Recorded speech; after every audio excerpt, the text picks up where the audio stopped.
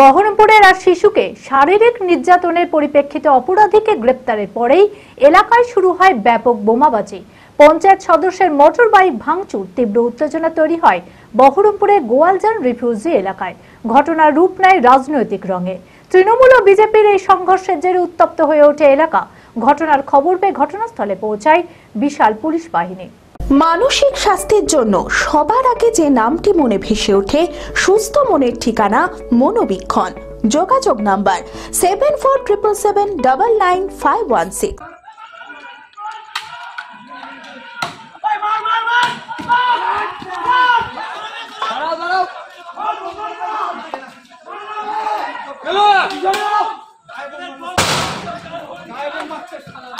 বহরমপুরে এক শিশুকে শারীরিক নির্যাতনের পরিপ্রেক্ষিতে অপরাধীকে গ্রেপ্তারের পরে এলাকায় শুরু হয় ব্যাপক বোমাবাজি। পঞ্চায়েত সদস্যের মোটরবাইক ভাঙচুর, তীব্র উত্তেজনা তৈরি হয় বহরমপুরের গোয়ালজান রিফিউজি এলাকায়। জানা গিয়েছে, গত এক সপ্তাহ আগে বহরমপুর গোয়ালজান রিফিউজি এলাকাতে একটি ছোট্ট শিশুকে শারীরিক নির্যাতন করে এক যুবক।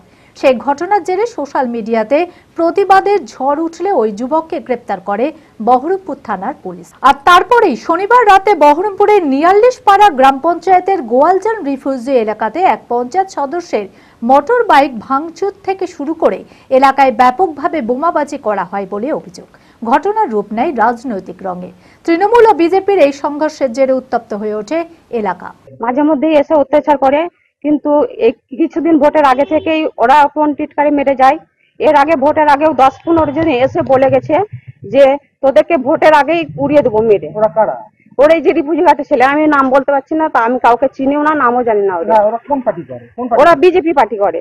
একজন আছে সন্ত্রাস করতে এসেছিল আমাদের ক্লাবে, তো রাত্রে নাকি মদ টদ খেয়ে যাই হোক ইয়ং ছেলেপেলের ব্যাপার, তো এসে গালাগালি একটা ফেসবুকে পোস্ট নিয়ে হয়েছে শুনলাম, যতদূর আমার শোনা কথা।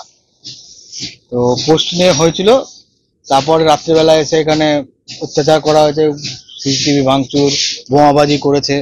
মারতে এসে আমাদের মেম্বার যে ছিলেন আমাদের ওয়ার্ডের, তাকে গায়ে হাত দেওয়ার চেষ্টা করে তাকে মারার মতন পরিস্থিতি তৈরি হয়ে গেছে। ওই দিককার সব ছেলেপেলে আছে, ওই এলাকার আছে, রিফিউজিঘাট বলে একটা এলাকা আছে, সেখানকার ছেলেপেলে অনেকেই এসেছিল দলবল নিয়ে। ওনারা সবাই প্রত্যেকেই বিজেপির সঙ্গে যুক্ত আছে। ঘটনার খবর পেয়ে ঘটনাস্থলে পৌঁছায় বিশাল পুলিশ বাহিনী। অন্যদিকে রবিবার থেকে কেন্দ্রীয় বাহিনীর টহলদারি শুরু হয় এলাকাতে। এই ঘটনার পরে আতঙ্কিত এলাকার বাসিন্দারাও, যদিও দোষারোপ পাল্টা দোষারোপ করতে ছাড়েনি দুপক্ষই।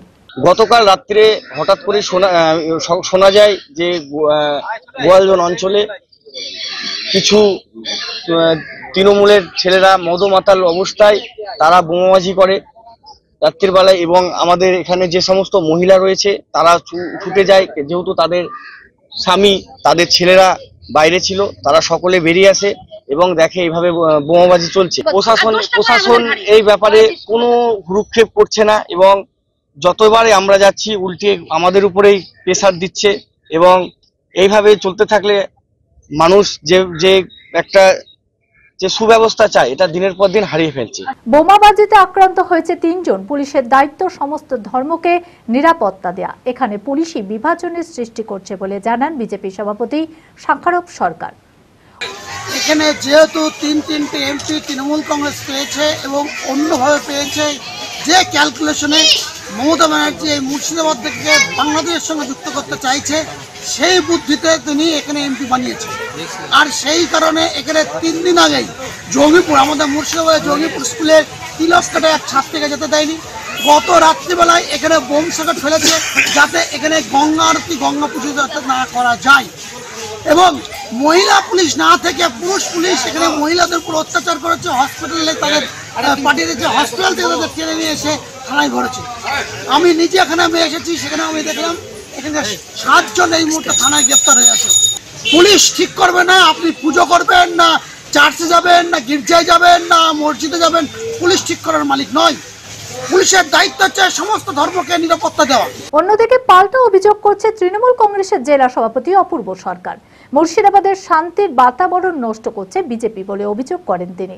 বোমা মারা হয়েছে তৃণমূল কর্মীদের বাড়িতে বলেও জানান তিনি। ওখানে বেশ কিছুদিন ধরেই বিজেপি পার্টি তার কর্মীরা বিভিন্ন ধরনের অশালীন মন্তব্য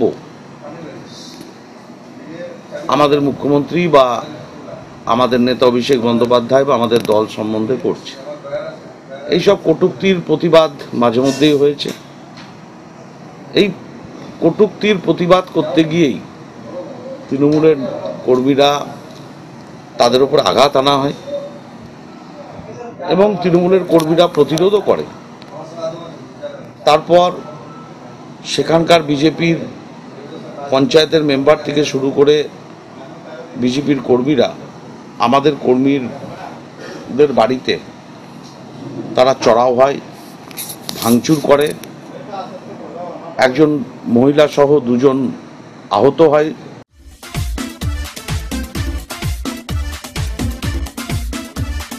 আপনি কি নিজের কেরিয়ার তৈরি করা নিয়ে চিন্তিত? মাধ্যমিক ও উচ্চ মাধ্যমিকের পর কি নিয়ে পড়বেন ভাবছেন? তাহলে চলে আসুন কর্মসংস্থান আয়োজিত কেরিয়ার ফেয়ারে। কেরিয়ার ফেয়ার অনুষ্ঠিত হবে আগামী 19 এবং 20 জুন 2024 যথাক্রমে বুধবার ও বৃহস্পতিবার বহরমপুর শহরের দ্য ফেম হোটেলে। গত বছরের মতো এবছরও রাজ্য তথা দেশের প্রথম সারির একাধিক degree, diploma, ITI, nursing, paramedical, pharmaceutical, animation, agriculture আর অন্যান্য টেকনিক্যাল এবং নন টেকনিক্যাল কলেজের বিশেষজ্ঞরা আসছেন। সরাসরি তাদের সঙ্গে কথা বলে আপনার কৌতূহল আর জিজ্ঞাসা মেটান।